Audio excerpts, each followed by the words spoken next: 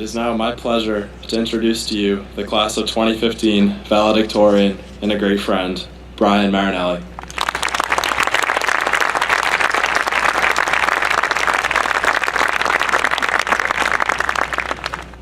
Good evening, Brother Dan, Mr. Lally, administrators, faculty, staff, parents, family, friends, and most importantly, class of 2015.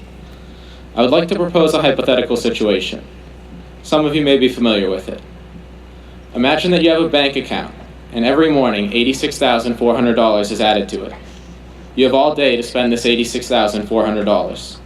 However, at the end of each day, whatever money you don't spend is forfeited, and the account balance is reset to $86,400.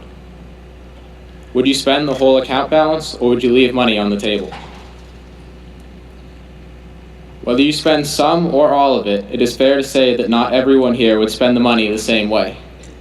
People would donate to charity, spend it on food, buy a car, go to the movies, invest it, put it in the bank, take a trip. There are endless possibilities. Actually, all of us have an account like this. Unfortunately, we leave some or most of the account untouched every day.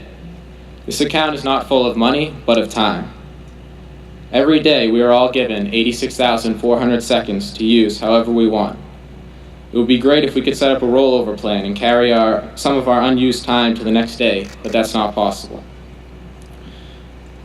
Many of you are probably expecting me to tell you how important it is to live in the moment, or to make the most of every moment, or to appreciate the little things. I'm not. While these are important lessons, they are also lessons that we've been taught frequently over the past 4 years. I am going to tell you that the best way to spend your time is with the people you care about, doing things that you are passionate about. Why is this so important? These passions are the things that bring us incredible joy whenever we return to them, and they are what we can look forward to after a challenging day or week. These people are those who we choose to share our joys with and who we seek out for support amidst our struggles. Hopefully, while you are in college, you will discover your vocation and find a career that you are passionate about.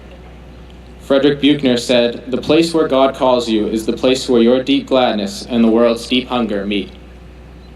The reality for many of us is that the place we are called to be will be ordinary. We will be regular people, living regular lives, doing regular jobs. The job that we are called to do by God may not be glamorous or exciting, but we can still find joy from recognizing that we are satisfying a need in the world.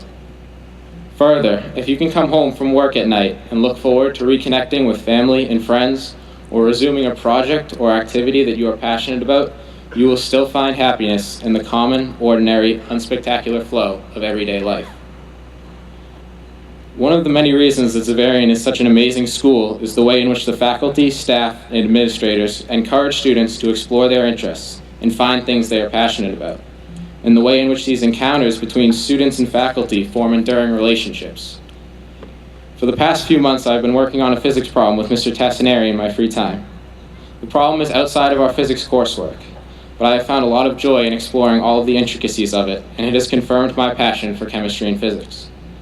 In the midst of taking multiple AP courses, applying to colleges, and waiting to hear back from colleges, this one problem has given me something to look forward to at the end of the day. I have many other passions that I look forward to after a difficult day, but this one sticks out to me as something that has taught me about my interests and the relationship it has allowed me to establish with one of my teachers. Thinking back on your own 4 years at Zavarian, are there any similar experiences you have had? Have you had the opportunity to explore one of your passions to greater lengths than you expected? Were there other students, faculty, or staff with whom you developed a relationship due to your shared passion? Freshman year, Mr. Lewis told us that our 4 years at Zavarian would be over in a blitz. He was right. The millions of seconds that have been added to our account balances over the last 4 years have gone by just as quickly as Mr. Lewis said they would. And I feel proud to be a member of a class that took advantage of every day and every opportunity over the last 4 years. The members of this class explored their passions beyond what seemed possible when we began here as freshmen. John Schemberker and Nick Barrett turned their passion for tea into one of the most popular clubs at Zavarian. Marlon Lee created the business club to share his passion for business, entrepreneurship, and finance with other students. The football players and members of the golf team turned their passions into state championships. Hundreds of our classmates have taken their passion for service around the world. Now, gathered today for graduation, we are bringing to a close our time at the school that drove us to pursue our passions as classmates for 4 years, brothers for life. We are preparing for the future, a future in which 86,400 seconds seems insignificant. At this point in our lives, it feels like there will always be tomorrow, next week, or next month for us to try out a new hobby, start a project, read a book, watch a movie, meet up with an old friend or a relative. It feels like there will always be another 86,400 seconds for us. Even if there will be, even if there are trillions of seconds left for us to spend, why waste the time that has been given to us?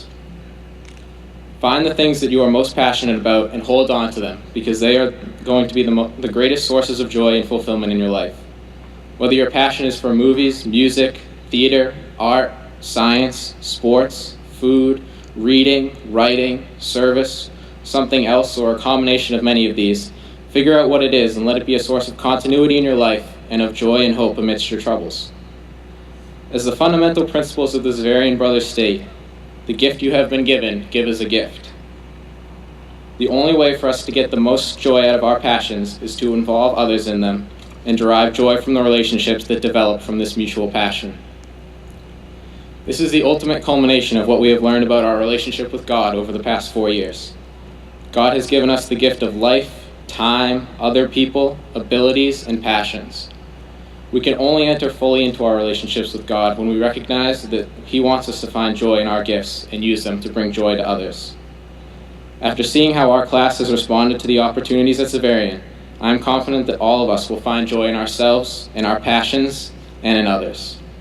Thank you, and good luck, class of 2015.